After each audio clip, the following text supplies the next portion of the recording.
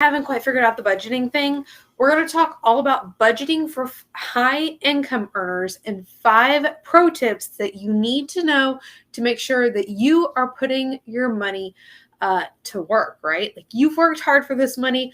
It's time for your money to work hard for you too. Before we dive into that though, because of all the video and audio issues we've had over the last couple weeks, give me just a second. I'm going to check the feed to make sure that you can hear me and see me. If you're watching live already, drop where you're at. And if you can actually see and hear me, good. But let's see. If you're watching live already, drop where. Okay, it looks good. You can hear me. Perfect. So let's dive in. Budgeting for high income earners. If you figured out this money thing, I've got 5 pro tips that we're going to be talking about today, so you can maximize your money. If we haven't met before though, let me quickly introduce myself. Hi, my name is Aimee. I am the money confidence coach and founder of Money Masters Inner Circle. So I help women to ditch financial stress so that they can actually start to master their money, create that confidence they need to actually solve that money problem so we can stop living paycheck to paycheck, create those options that we're looking for so we can take more vacations and spend more time with our family in the ways that we want to, and build true wealth. We are not just looking at working 80-hour work weeks to make an extra $500. We want you to create long-term wealth, and that is more than just money. That's wealth with your time and your health as well. So let's dive in though. 5 pro tips to make sure you are maximizing your money, especially if you're a high income earner. Okay. So our first one today is focusing on your net worth. Now, if you are a high income earner, you might already be calculating your net worth. You might not. I've learned that we do not need to assume that we have everything figured out just because we've hit a specific income level. Okay. That really should be a separate pro tip. Okay. But focusing on your net worth, because again, your net worth is a true financial picture of where you're at, or a true picture of where you're at financially. So if you're looking to maximize your money, you need to know where things are actually at, right? Your net worth is the best way to make sure you do that. We talk quite a bit about that in Budgeting Simplified as well. So if you need resources on that, you can always grab just the net worth worksheet, but Budgeting Simplified is really helpful for that as well. Okay, first one, focus on building your net worth. The second one, we need to make sure that we are preventing what we call lifestyle creep. So as we make more income, woohoo, get excited, right? A lot of times we'll end up spending that extra income on lifestyle stuff, and we're not truly working to achieve our goals because we're not also saving and investing and doing more of the things that we want to do with our money before we had made it, when we set these goals and we create this vision of where we want to go. But then we make the extra income and don't set the intention of where we want to go. Percentage-based budgeting helps solve the problem of lifestyle creep. Side note, it's also perfect if you have irregular income. Hello, all the entrepreneurs out there, also married to a truck driver, and he gets paid by the mile. So talk about, or he did get paid by the mile, talk about irregular income, right? But percentage-based budgeting is going to help make sure that you're prioritizing what you want to prioritize, okay? So there's your second tip. There's your second pro tip. Prevent lifestyle creep by utilizing percentage-based budgeting. The third thing that we need to make sure we're doing, or third pro tip for high income earners, making sure you're still doing the things that we did before we were a high income earner. This includes weekly check-ins and daily money minutes. We need to make sure that we have a healthy relationship with money, and we need to stay in tune with our money. We need to know where it's going, where we're sending it, and what the designated purpose is. Again, a lot of people start this out in the beginning, if we're stressed about money, that we're checking the money out of that position, or checking our bank account out of that position of stress. That's not great, no. But you do need to be checking in with your bank accounts. You do need to know where things are at.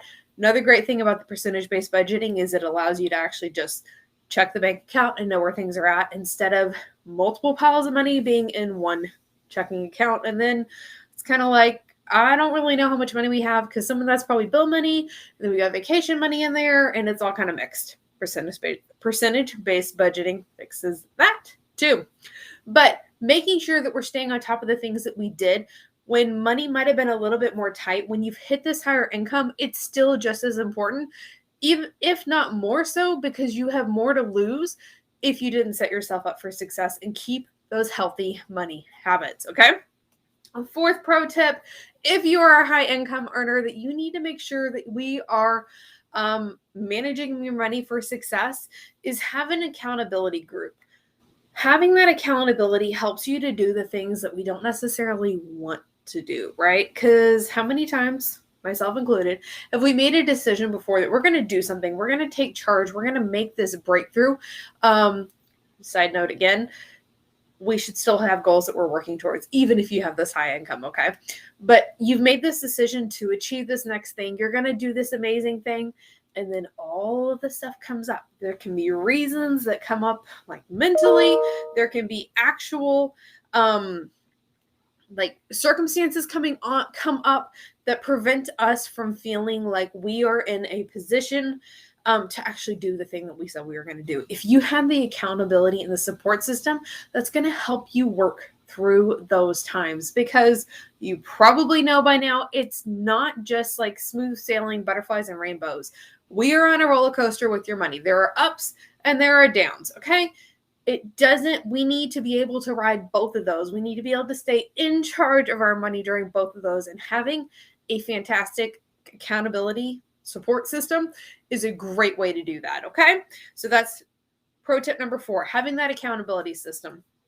And then our 5th pro tip for you, if you have a high income, is something that I'm really passionate about.